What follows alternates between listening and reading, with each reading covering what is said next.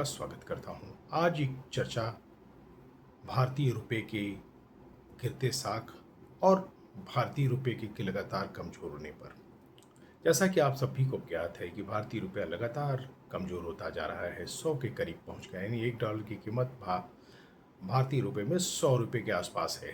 एक तरफ पश्चिम एशिया में युद्ध का संकट है, इजराइल, ईरान और अमेरिका के बीच युद्ध जारी है। अभी भी एक तरह से कहें कि जो युद्ध विराम की स्थिति है वो अधर में लटकी हुई है। रोज युद्ध विराम की बात कही जाती है, घोषणा होने की बात कही जाती है, डोनाल्ड ट्रंप की तरफ से डील की बात पक्की कही जाती है, लेकिन वो लागू नहीं होता है। स्ट्रेट ऑफ हॉर्मुज में तेल टैंकर फंसे हुए हैं, जिससे पूरे विश्व में तेल का संकट है। भारत भी कहीं न कहीं बड़े पैमाने पे तेल के संकट से जूझ रहा है। क्योंकि भारत सबसे बड़ा आयातक देश है, 85% जो भारत की तेल की आवश्यकता है, जिसमें पेट्रोल, डीजल और नेचुरल गैस है, वो सब बाहर से यानी खाड़ी देशों से और अन्य देशों से आयात होकर आते हैं। अब सवाल ये उठता है कि क्या भारत की अर्थव्यवस्था संकट के दौर से गुजर रही है। तमाम आर्थिक विशेषज्ञों ने चेतावनी दी है कि भारत सरकार को बड़ी कड़ी पहल करनी पड़ेगी, कड़े फैसले लेने होंगे, कड़े सुधार के कदम उठाने होंगे। अब ऐसे में सवाल उठता है कि देश के प्रधानमंत्री नरेंद्र मोदी की तरफ से क्या पहल की जाती है, वो कौन से कदम उठाते हैं जिससे भारतीय अर्थव्यवस्था के सामने जो उत्पन्न संकट है उससे निपटा जा सके। रुपया लगातार कमज़ोर हो रहा है। आपको याद होगा 2014 से पहले रुपये की कीमत यानी $1 की कीमत 69 रुपये के आसपास थी। तब गुजरात के तत्कालीन मुख्यमंत्री नरेंद्र मोदी केंद्र में सत्तारूढ़ रही डॉक्टर मनमोहन सिंह नेतृत्व वाली कांग्रेस यूपीए सरकार पे आरोप लगाते थे कि साख गिर जाता है और शर्म से सर झुक जाता है जब डॉलर के मुकाबले रुपया कमज़ोर होता है।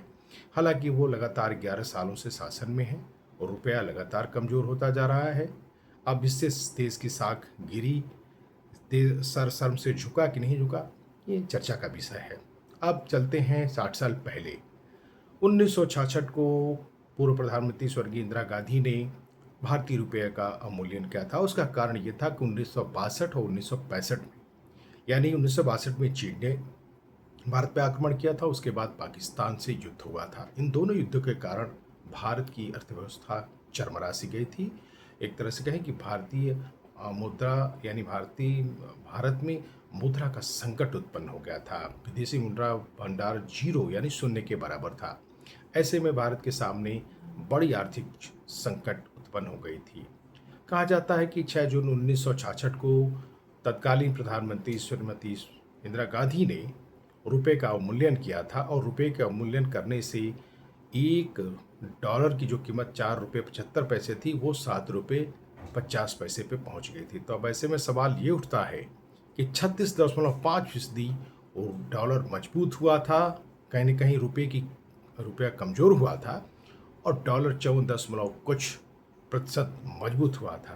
तो डॉलर की जो मजबूती थी 60 साल पहले से ही शुरू थी। आज भले तमाम वित्तीय ऐसे अंतर्राष्ट्रीय कारण हैं, लेकिन भारत सरकार को कहीं न कहीं पहल करनी होगी।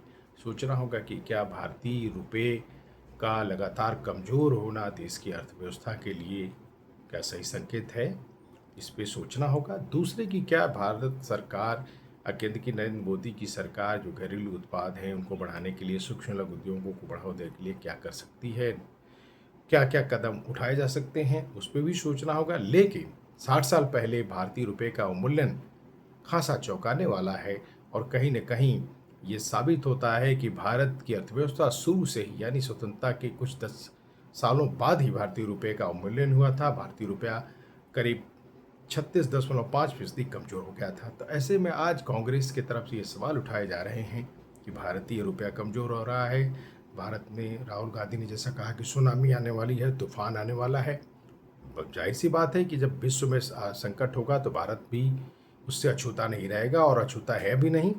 हाँ, कुछ ऐसे कदम एहतियाती उठाने चाहिए जिससे देश की जनता को और देश की अर्थव्यवस्था मजबूत बनी रहे। अब सवाल ये उठता है कि 2047 में कैसे विकसित भारत का लक्ष्य हासिल होगा अगर इस तरह